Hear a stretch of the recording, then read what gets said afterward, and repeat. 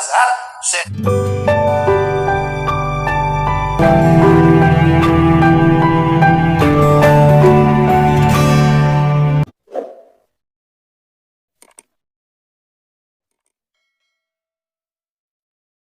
Salam teman-teman sekalian, berjumpa kembali dengan saya Arif Gule di channel TV Laskar Kristus ini. Ini channel kita bersama, jangan lupa dukung dengan cara subscribe, like, dan komen, serta share video-video daripada channel ini.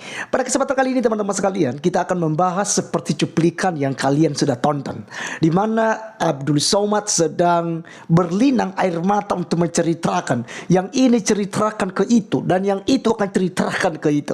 Nah teman-teman sekalian, pada umumnya ketika suatu cerita akan diceritakan kepada si A, maka si A akan ceritakan ke B, maka sudah pasti akan ada bumbu-bumbunya, sudah pasti akan ada ramuan-ramuannya. Lalu si B akan ceritanya ke C gitu ya.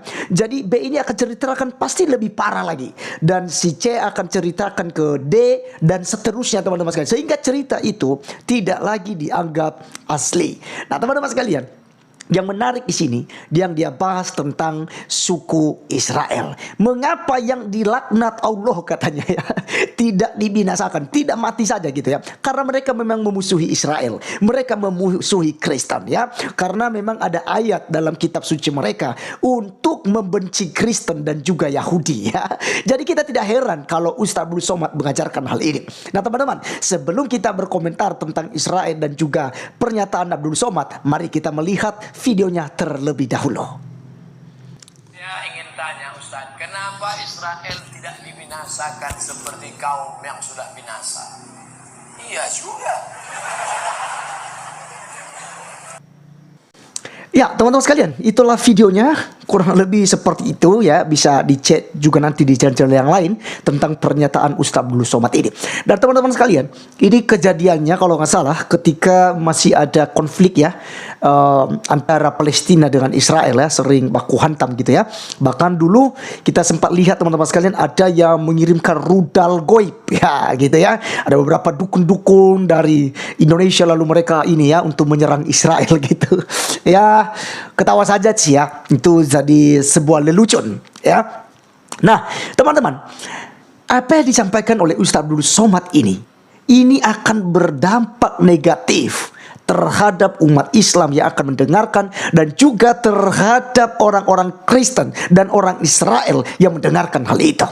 Walaupun teman-teman tidak seperti mereka ya yang terus membela Arab gitu ya, pokoknya tidak boleh ganggu Arab dan mereka marah gitu ya. Nah walaupun Kristen tidak seperti itu ya, karena memang kekristenan ini berdasarkan juga dari Israel, karena Yesus diutus gitu dilahirkan juga di tengah-tengah bangsa Israel ya. Nah teman-teman sekalian, itu sebabnya saat ini kita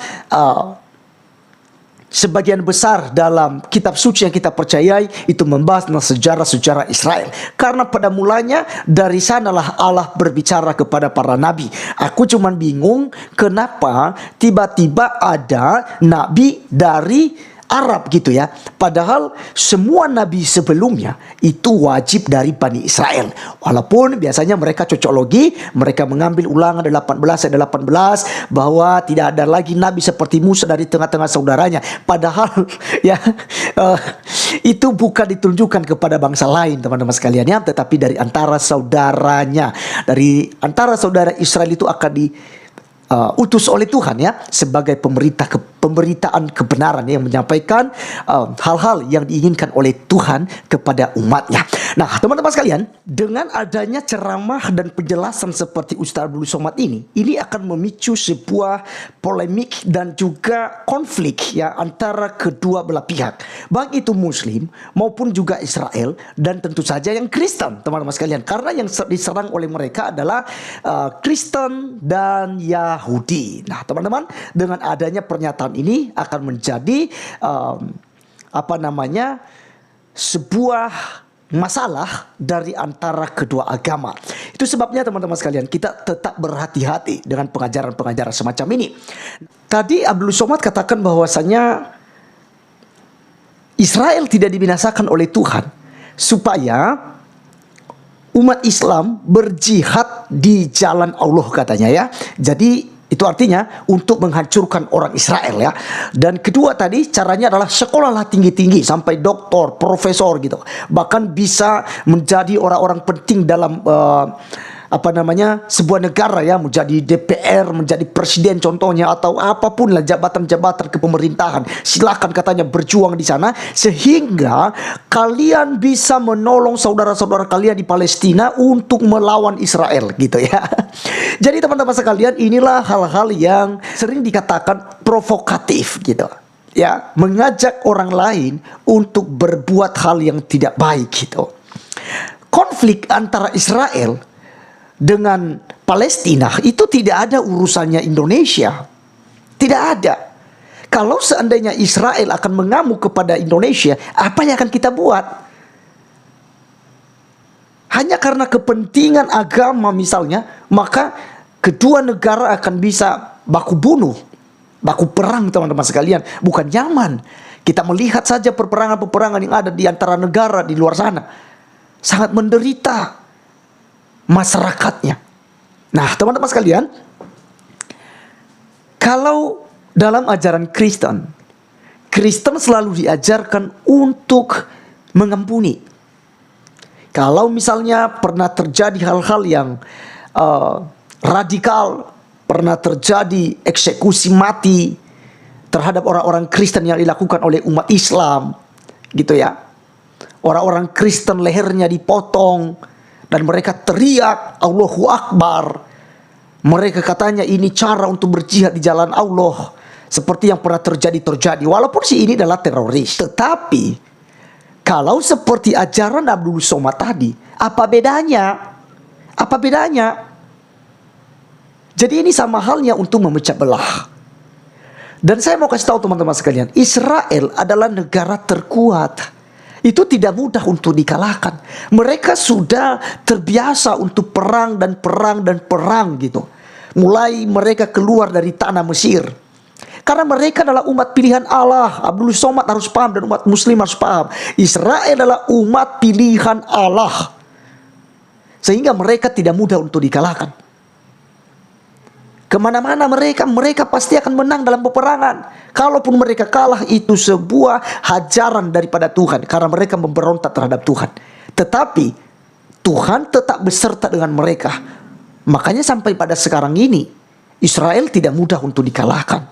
Jangan coba-cobalah. Jadi teman-teman sekalian, mari dari apa yang disampaikan oleh Abdul Somad ini mengambil sisi positifnya saja. Jangan kita terpancing dengan hal ini. Karena tentu saja ceramah-ceramah seperti ini ketika didengarkan oleh orang Israel misalnya atau orang Kristen, ya kaget dan juga bisa membuat orang Kristen marah, bisa membuat orang Israel marah. Oh, berarti Abdul Somad ini berjuang untuk ini, menghancurkan Israel gitu ya, mengajarkan umat untuk berjihad gitu ya. Nah, teman-teman sekalian, saya berharap bahwa Indonesia akan tetap aman dari peperangan. Kita berharap dan kita berdoa supaya Indonesia tetap aman.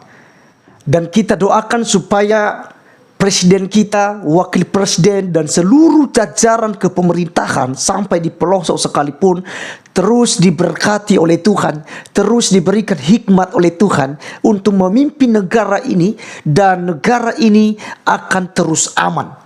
Jika ada oknum-oknum yang menyerang tentang ideologi negara yaitu Pancasila, maka kita doakan supaya pemerintah secepatnya bertindak dan menangkap orang-orang semacam ini. Karena Indonesia tidak bisa dibangun atas dasar satu agama, yaitu misalnya agama Islam. Karena ini terus yang dikatakan bahwa kita jadikan Indonesia sebagai negara Islam, itu tidak akan bisa. Makanya ya, kita doakan bersama biarlah pemerintah mengambil tindakan kepada mereka yang mencoba untuk mengubah ideologi negara yaitu Pancasila. Jadi teman-teman sekalian, biarlah video kali ini boleh mengedukasi kita, memberikan wawasan buat kita supaya kita jangan menciptakan konflik, jangan kita menciptakan perkelahian, tetapi kita membuat sebuah kedamaian. Kita menjunjung tinggi nilai kebersamaan yang bersemboyankan Bhinneka Tunggal Ika. Biarlah kita bersatu di dalamnya. Walaupun kita beda agama, karena Indonesia bukan dibangun berdasarkan satu agama. Oke teman-teman, sekian. Saya Arif Gule undur diri. Sampai ketemu di video saya selanjutnya. Tuhan Yesus memberkati kita. Salam.